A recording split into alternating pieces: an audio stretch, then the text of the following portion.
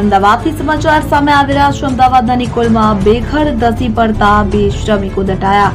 મનમોહન 4 રસ્તા નજીકની આ ઘટના તો નિકોલમાં બેઘર ધસી પડતા 2 શ્રમિકો દટાયા હોવાનું સામે આવ્યું છે। અમદાવાદમાં બેઘર ધસી પડતા એક મજૂરનું મોત નીપજ્યું છે।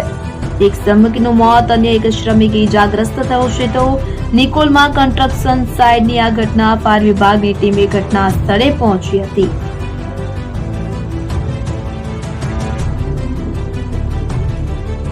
આપને જણાવી દઈએ કે નિકોલ વિસ્તારની આ ઘટના કન્સ્ટ્રક્શન સાઇટ પર બેઘર ધસી પડી હતી કે જેમાં 2 વ્યક્તિ દટાયા હતા। ઘટનાની જાણ થતા ફાયર બ્રિગેડનો કાફલો ઘટના સ્થળે પહોંચ્યો હતો અને કામગીરી શરૂ કરી હતી। તો બેમાંથી એકને બહાર કાઢી હોસ્પિટલ લઈ જવામાં આવ્યો હતો। મળતી માહિતી અનુસાર કિંગસ્ટોન કન્સ્ટ્રક્શન સાઇટ પર બની રહેલી બિલ્ડિંગની બેઘર ધસી પડતા તેની નીચે 2 શ્રમિકો દટાયા હતા।